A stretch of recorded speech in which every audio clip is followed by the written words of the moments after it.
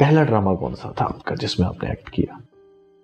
पहला जो टीवी पे, ड्रामा। टीवी का, हाँ, टीवी का पहला ड्रामा जो था मेरा वो था क्या कहते हैं उसको, छोटा सा उसका रोल था, तो अब मुझे सही तरह उसका नाम भी याद नहीं है।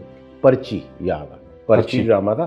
खालिद अब्बास डार साहब उसमें मेन लीड पे थे, तो मैंने गोल कीपर का करैक्टर किया था। वो मेरी फिजिक की वजह से मुझे मिला था। और ये पीटीवी लाहौर से? जी, पीटीवी लाहौर से, हाँ। पर्ची मुझे अच्छी तरह याद है, ये मेरा पहला था।